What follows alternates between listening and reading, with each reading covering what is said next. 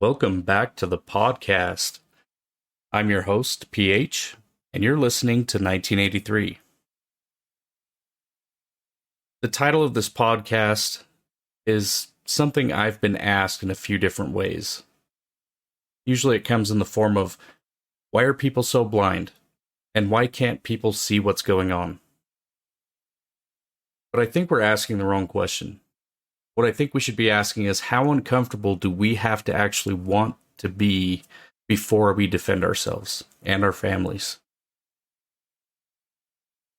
One of the things that is certain with government and the media is that once we as a population start coming together in agreement against the views of the governing force, they tend to throw out something to distract us. It happened with Benghazi, the Afghanistan pullout, and pretty much every other major story in the past few years. They're banking on our short-term memory being so ADD, for lack of better words, that we squirrel onto the next topic without being able to get angry enough about the previous one to do anything. One of the other human traits that they prey on is being comfortable. Since the beginning of time, man has been perfecting refrigeration, central air, the lazy boy, and everything else to try and remove us from the discomforts of life. Can you blame us? Cars get us there faster. Airplanes take days out of a trip. Microwaves cook food in minutes. And the thought of any of that having to go away drives Americans and other patriots alike out of the fight and back to their couch for the next Netflix series. I don't know about you, but I can only take so much of the Kardashians.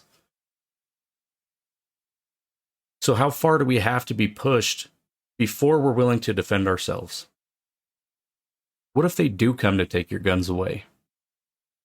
What if they create false famines and inflate the dollar until the cost of a loaf of bread is what you paid for your car a few years ago?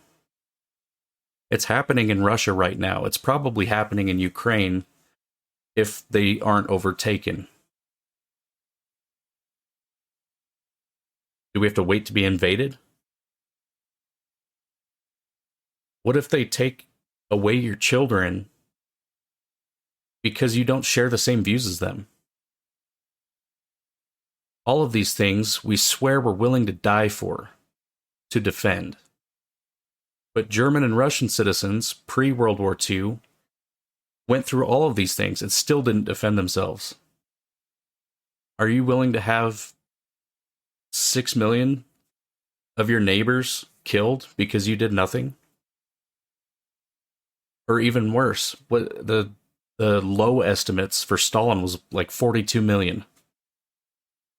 Mostly killed through starvation, but there was some that were killed, guns, bombs, the government.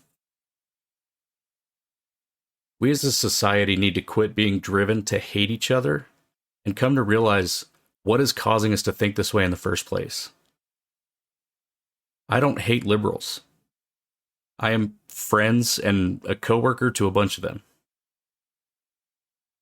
If you turn the news off and everyone sits down and has a conversation, the funny thing is we can all come to being able to agree to disagree at the very least.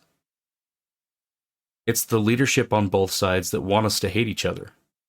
That's how they maintain their power. We're easy to control if we haven't been able to get along with each other.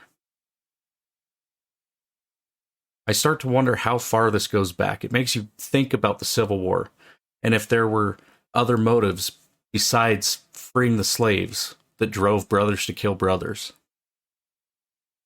In some screwed up way, you could call it an experiment on how to control an entire population, while making both sides fight for what they thought was right. I wouldn't change the outcome of the war in any way. And I definitely won't say it was unnecessary, because it did move the country in the right direction. But was it the correct way to go about fixing things? Who knows? Maybe there was no diplomatic way to get there. Pay attention to what your politicians are saying in the news. Pay attention to what the news is feeding you and try to think, what are they trying to distract me from thinking about? Remember that your family and your community, like it or not, are more likely to be the only thing you can lean on if I'm even 10% correct. Start spreading the word about misinformation. It's not the left or the right that is manipulating you. They both have the same motive for keeping us apart, and that's power. And when I say it's not the left or the right, what I mean is I don't necessarily believe in a one world government, but I do think that they understand that they need each other to be able to keep us separated. And they'll take turns being in power. The problem that I have with most political talk shows and podcasts is they tend to whine about how it is now without offering any ideas to fix the problem. That's why we have a new series coming out called Righting the Ship. I will be bringing you our ideas that will hopefully be down the middle enough so that everyone can come to agreeance. I think we're more alike than we'd like to admit. Thank you for listening. Stay safe. God bless. See you next time.